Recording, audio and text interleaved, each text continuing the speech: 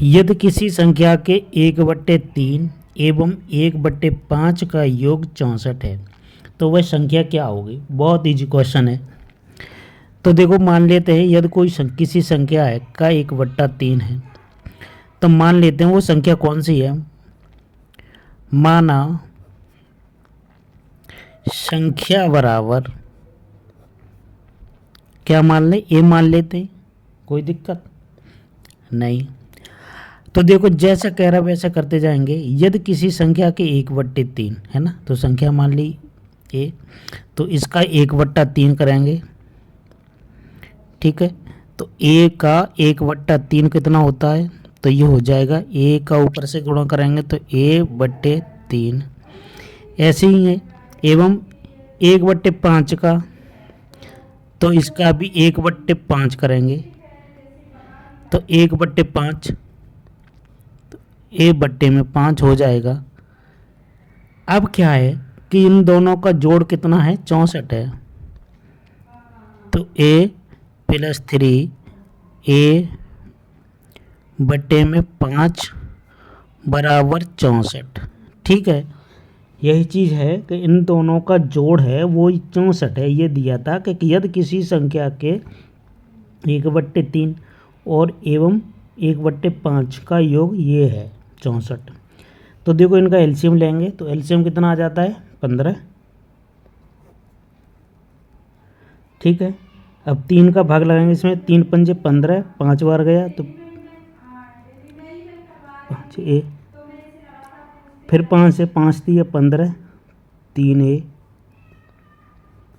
बराबर 64। कोई दिक्कत यहाँ तक, यहाँ तक कोई दिक्कत नहीं है। 5 3 8, 8a/15 बराबर 64। ठीक है, कैंची का गुणा कर देंगे तो a बराबर करेंगे यहाँ से, a बराबर तो यहाँ आ जाएगा 64 गुणा 15 बटे में ठीक है, बटे में कितने आ जाएंगे, 8 है ना, क्योंकि ये 8 का इससे गुणा हो रहा तो इधर जाके भाग होगा। तो 8 8 64। ठीक है, तो ये a बराबर कितना आ जाएगा, 8 गुणा 15, तो करेंगे ये कितना हो जाएगा, 8 5 40 का 0 हासिल 4, 8 एकम 8 और 4 12, 120 आ जाएगा। तो वह संख्या क्या हो गई, वो संख्या 120 ही है। ठीक है, अब दूसरा क्वेश्चन ये भी है, इसे भी देखो। यह है कि किसी संख्या और उसके 2/4 के बीच का अंतर 60 है। ठीक है, तो मान लेते हैं कि माना संख्या बराबर x, तो किसी संख्या है ना, किसी संख्या और उसके 2/4 का अंतर, ये संख्या है तो 2/4 कितना हो जाएगा, तो इसका x का 2/4, तो 2/4 देखो लिखेंगे 2/4 बराबर तो 2/4 x हो जाएगा। ठीक है, 2/4 ये हो जाएगा, क्या आ गया, 2/4 है ना। अब 2/4 हो गया तो अब कह दिया है कि इनका अंतर का है ना, 2/4 के बीच का अंतर 60 है। अब इनका अंतर करेंगे तो x माइनस 2/4 x बराबर 60।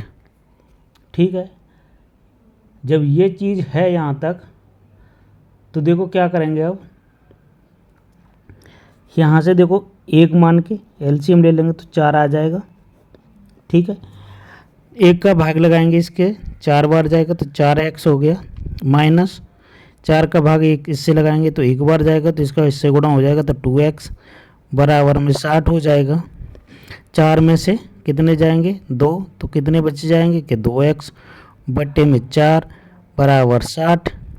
ठीक है, ये चीज़ क्लियर है। अगर ये चीज़ क्लियर है तो देखो इसके नीचे एक ऐसे तिरछा गुणा कर देंगे तो 2x